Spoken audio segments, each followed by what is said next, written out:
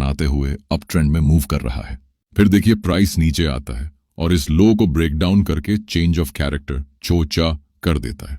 अब आप इस चेंज ऑफ कैरेक्टर को देखते हो और सोचते हो कि ये एक फेक चेंज ऑफ कैरेक्टर है, क्योंकि प्राइस ने वैध पुलबैक को ब्रेक डाउन नहीं किया है बल्कि एक इनवैलिड पुलबैक को ब्रेक डाउन किया हुआ है।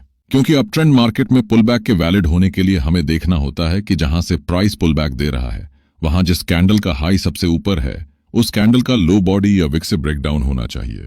लेकिन यहां पर जो कैंडल हाई बनाई हुई है उस कैंडल का लो न तो बॉडी से ब्रेक डाउन हुआ है और न ही विक से, तो इस वजह से आप इसे इनवैलिड पुलबैक मानते हैं और यहां जो चोच हुआ है इसे भी फेक चेंज ऑफ कैरेक्टर समझते हैं और आप सोचते हैं कि प्राइस यहां से नीचे न जाकर ऊपर जाएगा और सेलर्स को ट्रैप करेगा। इसी एनालिसिस के साथ आप शॉर्ट ट्रेड में एंट्री नहीं करते बल्कि यहां एक बुलिश कैंडल देखकर बाइंग कर लेते हैं। उसके बाद देखिए प्राइस यहां से रिवर्स होकर आपके ट्रेड की डायरेक्शन में नहीं जाता बल्कि नीचे चला जाता है और आप ट्रैप हो जाते हो। अब यहां आप कंफ्यूज होकर सोचते हो कि ये पुलबैक एक इनवैलिड पुलबैक था और प्राइस ने इनवैलिड पुलबैक को ब्रेक डाउन करके चेंज ऑफ कैरेक्टर किया था। इसके बावजूद भी प्राइस नीचे क्यों चला गया? मैं आपको बताना चाहूंगा कि यहां पर आपके ट्रैप होने का मेन रीजन ये है कि आपको बेस जोन्स के बारे में जानकारी नहीं है। अगर आपको बेस जोन्स का एडवांस नॉलेज होता तो आप यहां पर रिटेल ट्रेडर्स की तरह सोचकर बाइंग ट्रेड नहीं करते बल्कि एक प्रो ट्रेडर की तरह सोचकर बेरिश ट्रेड में एंटर करते और अच्छा प्रॉफिट भी बनाते। तो आज के इस एपिसोड में मैं आप लोगों को एक बहुत ही इंपॉर्टेंट और पावरफुल कॉन्सेप्ट बेस जोन्स को समझाने वाला हूं। इसे समझने के बाद आप एक कदम और सफलता की तरफ बढ़ जाएंगे और आपका माइंडसेट रिटेल ट्रेडर से स्मार्ट ट्रेडर माइंडसेट में शिफ्ट हो जाएगा। तो आपको वीडियो को ध्यान से समझते हुए एंड तक देखना है और वीडियो को बिल्कुल भी स्किप नहीं करना है, तभी आपको सब कुछ अच्छे से समझ आएगा।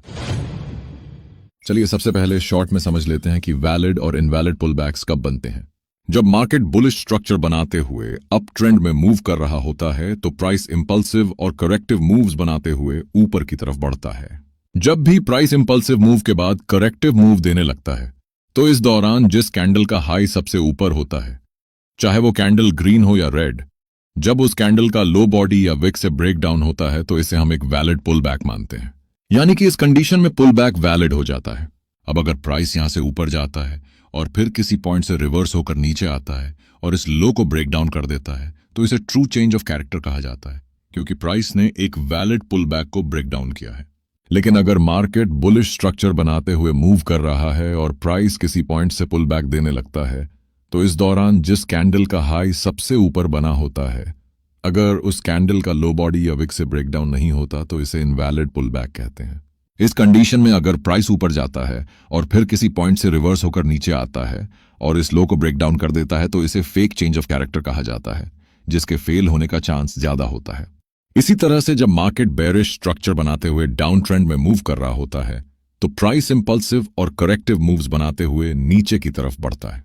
जब भी प्राइस इंपल्सिव मूव के बाद करेक्टिव मूव देने लगता है तो इस दौरान जिस कैंडल का लो सबसे नीचे होता है, चाहे वो कैंडल ग्रीन हो या रेड, जब उस कैंडल का हाई बॉडी या विक से ब्रेकआउट होता है तो इसे हम एक वैलिड पुल बैक मानते हैं। यानी कि इस कंडीशन में पुल बैक वैलिड हो जाता है। अब अगर प्राइस यहां से नीचे जाता है और फिर किसी पॉइंट से रिवर्स होकर ऊपर आता है और इस हाई को ब्रेकआउट कर देता है तो इसे ट्रू चेंज ऑफ कैरेक्टर कहा जाता है, क्योंकि प्राइस ने एक वैलिड पुल बैक को ब्रेकआउट किया है। लेकिन अगर मार्केट बेरिश स्ट्रक्चर बनाते हुए मूव कर रहा है और प्राइस किसी पॉइंट से पुल बैक देने लगता है तो इस दौरान जिस कैंडल का लो सबसे नीचे बना होता है, अगर उस कैंडल का हाई बॉडी या विक से ब्रेकआउट नहीं होता तो इसे इनवैलिड पुल बैक कहते हैं। इस कंडीशन में अगर प्राइस नीचे जाता है और फिर किसी पॉइंट से रिवर्स होकर ऊपर आता है और इस हाई को ब्रेकआउट कर देता है तो इसे फेक चेंज ऑफ कैरेक्टर कहा जाता है, जिसके फेल होने का चांस ज्यादा होता है। लेकिन अगर आपको बेस जोन्स का नॉलेज हो तो आप कई बार इनवैलिड पुलबैक्स को भी ट्रेड करके अच्छा प्रॉफिट बना सकते हैं। चलिए इसे डिटेल से समझते हैं। बेस जोन्स मेनली 4 टाइप्स के होते हैं। सबसे पहला है drop base rally zone. Drop base rally एक रिवर्सल पैटर्न है जो हमें डिमांड जोन पहचानने में मदद करता है। यह पैटर्न तब बनता है जब प्राइस तेजी से नीचे गिरता है, जिसे हम ड्रॉप कहते हैं। इसके बाद किसी लेवल पर आकर प्राइस एक छोटी सी रेंज में कंसोलिडेट करता है, जिसमें हमें ज्यादातर डोजी कैंडल्स या बहुत छोटी बॉडी वाली कैंडल्स बनती हुई दिखाई देती हैं। इसे हम बेस कहते हैं। जब बेस कंप्लीट हो जाता है तो प्राइस उस बेस जोन को ब्रेकआउट करके तेजी से ऊपर रैली करता है। यानी जब प्राइस बेस बनाने के बाद तेजी से ऊपर की तरफ रैली करता है तो ये बेस जोन एक डिमांड जोन की तरह काम करने लगता है। जब दोबारा प्राइस इस बेस डिमांड जोन पर आता है तो यहां से बाउंस करने की संभावना बहुत अधिक होती है। इसकी वजह यह है कि इस बेस डिमांड जोन पर अभी भी स्मार्ट मनी के हैवी बाइंग ऑर्डर्स पेंडिंग होते हैं। प्राइस इन्हीं पेंडिंग ऑर्डर्स को फिल करने के लिए दोबारा इस बेस डिमांड जोन तक आता है और जैसे ही वो ऑर्डर्स एक्टिवेट होते हैं प्राइस तुरंत ऊपर बाउंस कर जाता है। ऐसे में आपको देखना होता है कि जब भी चार्ट पर drop base rally demand zone बने और उसके बाद प्राइस दोबारा से उस बेस डिमांड जोन पर आए और यहां कोई बुलिश रिवर्सल का सिग्नल दे दे तो आप यहां से बाइंग साइड का ट्रेड प्लान कर सकते हैं। अगर आप इस तरह से एंट्री करते हैं तो इसका मतलब होता है कि आप स्मार्ट मनी के साथ ट्रेड कर रहे हैं और ऐसे में प्राइस के यहां से रिवर्स होकर ऊपर जाने की संभावना बहुत ज्यादा होती है। अब आइए सेकंड बेस जोन को समझते हैं। हमारा सेकंड टाइप का बेस जोन है rally base drop. Rally base drop एक रिवर्सल पैटर्न है जो हमें सप्लाई जोन पहचानने में मदद करता है। यह पैटर्न तब बनता है जब प्राइस तेजी से ऊपर बढ़ता है, जिसे हम रैली कहते हैं। इसके बाद किसी लेवल पर आकर प्राइस एक छोटी सी रेंज में कंसोलिडेट करता है, जिसमें हमें ज्यादातर डोजी कैंडल्स या बहुत छोटी बॉडी वाली कैंडल्स बनती हुई दिखाई देती हैं। इसे हम बेस कहते हैं। जब बेस पूरा हो जाता है तो प्राइस उस बेस जोन को ब्रेक डाउन करके तेजी से नीचे गिरता है। यानी जब प्राइस बेस बनाने के बाद तेजी से नीचे की तरफ गिरता है तो यह बेस जोन एक सप्लाई जोन की तरह काम करने लगता है। जब दोबारा प्राइस इस बेस सप्लाई जोन पर आता है तो यहां से गिरने की संभावना बहुत अधिक होती है। इसकी वजह यह है कि इस बेस सप्लाई जोन पर अभी भी स्मार्ट मनी के हैवी सेलिंग ऑर्डर्स पेंडिंग होते हैं। प्राइस इन्हीं पेंडिंग ऑर्डर्स को फिल करने के लिए दोबारा इस बेस सप्लाई जोन तक आता है और जैसे ही वो ऑर्डर्स एक्टिवेट होते हैं प्राइस तुरंत नीचे गिर जाता है। ऐसे में आपको देखना होता है कि जब भी चार्ट पर rally base drop supply zone बने और उसके बाद प्राइस दोबारा से उस बेस सप्लाई जोन पर आए और यहां कोई बेरिश रिवर्सल का सिग्नल दे दे तो आप यहां से सेलिंग साइड का ट्रेड प्लान कर सकते हैं। अगर आप इस तरह से एंट्री करते हैं तो इसका मतलब होता है कि आप स्मार्ट मनी के साथ ट्रेड कर रहे हैं और ऐसे में प्राइस के यहां से रिवर्स होकर नीचे जाने की संभावना बहुत ज्यादा होती है। अब आइए तीसरे बेस जोन को समझते हैं। हमारा थर्ड टाइप का बेस जोन है drop base drop. Drop base drop एक बेरिश कंटिन्यूएशन पैटर्न है जो 3 फेजेस में बनता है। सबसे पहले किसी स्टॉक या कमोडिटी का प्राइस तेजी से गिरता है स्ट्रॉन्ग सेलिंग प्रेशर के साथ, जिसे हम ड्रॉप कहते हैं। इसके बाद प्राइस एक साइडवेज कंसोलिडेशन फेज में आ जाता है जिसे बेस कहते हैं। यहां पर न तो बायर्स अग्रेसिव होते हैं और न ही सेलर्स, इसलिए प्राइस हॉरिजॉन्टल रेंज में मूव करता है। अंत में यह बेस का सपोर्ट लेवल ब्रेक डाउन करके प्राइस दूसरी बार स्ट्रॉन्ग सेलिंग प्रेशर के साथ गिरता है। इस पूरे पैटर्न को हम ड्रॉप बेस ड्रॉप कहते हैं। जब भी चार्ट पर हमें ड्रॉप बेस ड्रॉप पैटर्न बनता हुआ दिखाई देता है तो इसमें जो बेस जोन बना होता है वो एक सप्लाई जोन की तरह काम करता है। यहां पर स्मार्ट मनी यानी बड़े इंस्टीट्यूशंस और ट्रेडर्स के पेंडिंग ऑर्डर्स पड़े होते हैं। इसीलिए जब दोबारा प्राइस उस बेस जोन तक जाता है तो स्मार्ट मनी के पेंडिंग ऑर्डर्स फिल हो जाते हैं और प्राइस यहां से रिवर्स होकर नीचे गिरने लगता है। ऐसी कंडीशन में हमें देखना होता है कि जब प्राइस उस बेस जोन तक जाए और यहां पर कोई बेरिश रिवर्सल का सिग्नल दे दे तो हम भी यहां से शॉर्ट ट्रेड में एंटर कर सकते हैं, क्योंकि ऐसे में प्राइस उस बेस जोन में पड़े स्मार्ट मनी के पेंडिंग ऑर्डर्स को फिल करके नीचे गिरने लगता है। इसीलिए ड्रॉप बेस ड्रॉप पैटर्न को एक स्ट्रॉन्ग बेरिश कंटिन्यूएशन पैटर्न माना जाता है। अब इसे हाई प्रोबेबिलिटी बनाने वाले कुछ क्राइटेरियाज भी होते हैं जिन्हें ड्रॉप बेस ड्रॉप पैटर्न का इस्तेमाल करते समय जरूर याद रखना चाहिए। First criteria, drop base drop pattern हमेशा बेरिश ट्रेंड यानी डाउन ट्रेंड में ही बनना चाहिए। सेकंड क्राइटेरिया, अगर बेस जोन बनाते समय ज्यादातर कैंडल्स इनडिसीजन कैंडल्स जैसे डोजी हों तो यह जोन और भी ज्यादा स्ट्रांग हो जाता है। थर्ड क्राइटेरिया, जब प्राइस बेस जोन बनाने के बाद नीचे गिरे तो उस मूव के अंदर हमें मल्टीपल एफवीजीज यानी इम्बैलेंसेस दिखने चाहिए।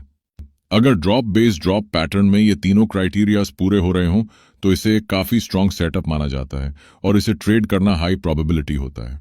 लेकिन कई बार हम देखते हैं कि ये तीनों क्राइटेरियाज पूरे होने के बावजूद भी जब प्राइस बेस जोन पर जाता है तो उस बेस जोन को ब्रेकआउट कर देता है।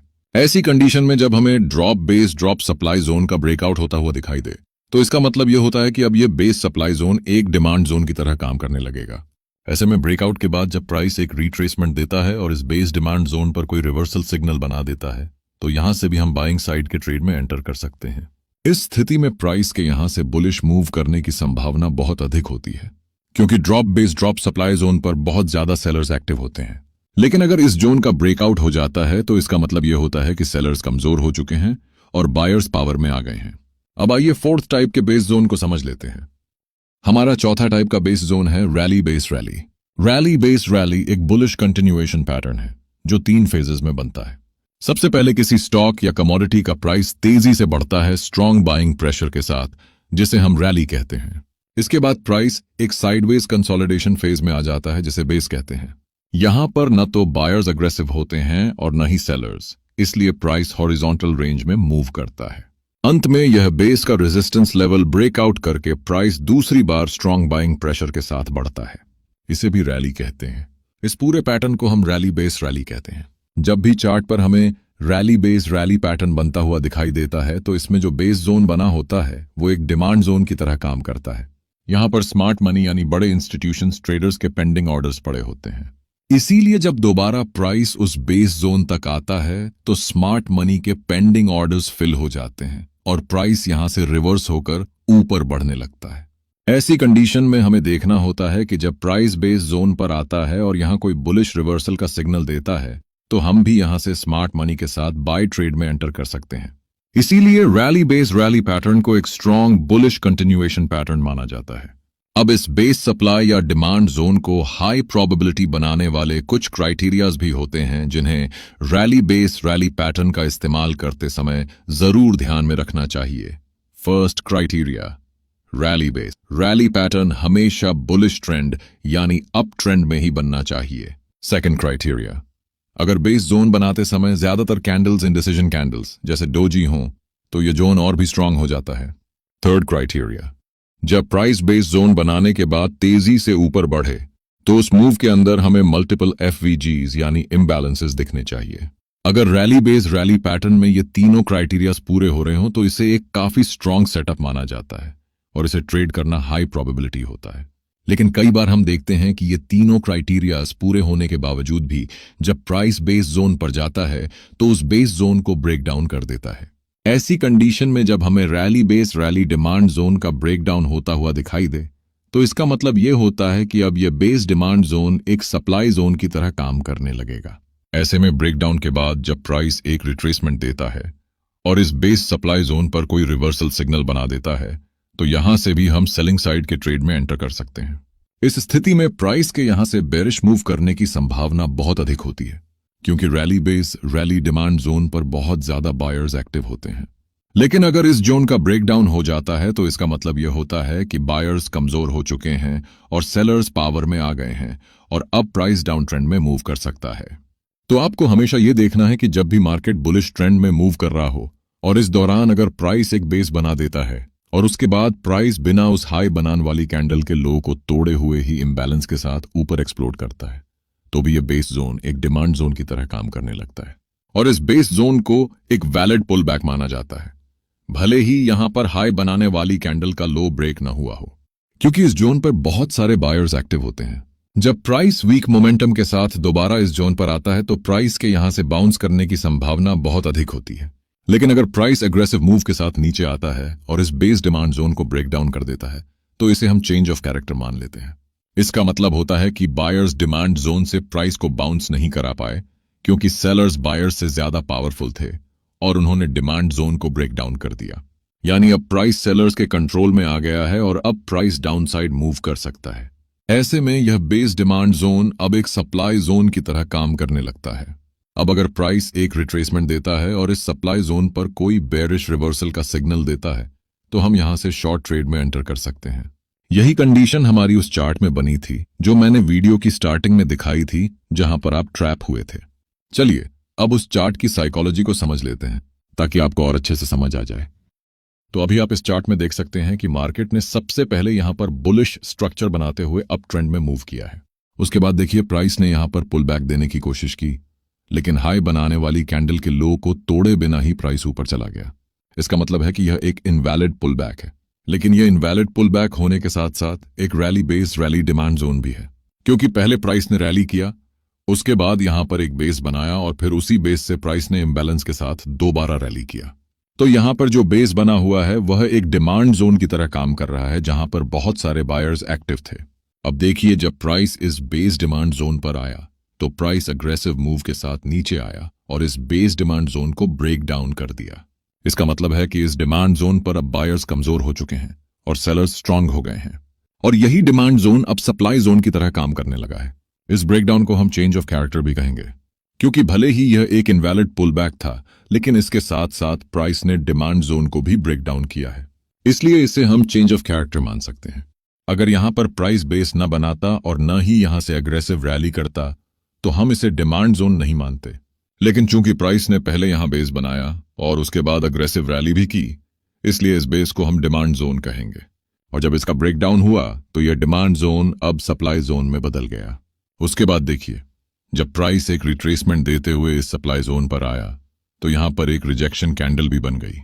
इस रिजेक्शन कैंडल के क्लोजिंग से आप शॉर्ट ट्रेड में एंटर कर सकते हैं, और उसके बाद आप देख सकते हैं कि प्राइस यहीं से बेरिश मूव करना शुरू कर देता है। तो आपको हमेशा ये याद रखना है कि पुल बैक भले ही इनवैलिड बना हो, लेकिन अगर वहां पर कोई बेस डिमांड या सप्लाई जोन बना हुआ है तो उसके ब्रेकडाउन पर भी हम चेंज ऑफ कैरेक्टर या मार्केट स्ट्रक्चर शिफ्ट ही मानेंगे। मुझे उम्मीद है कि आपको इस एपिसोड में जो भी समझाया गया है वह सब कुछ अच्छे से समझ आ गया होगा। अगर आपने अभी तक इस वीडियो को लाइक नहीं किया है तो जल्दी से एक लाइक कीजिए और चैनल को सब्सक्राइब जरूर कर लीजिए, क्योंकि जो चीजें आपको यहाँ पर फ्री सिखाई जा रही हैं वो आपको पेड कोर्सेज में भी कहीं नहीं मिलेंगी। आपको यह एपिसोड कैसा लगा और अगला एपिसोड किस टॉपिक पर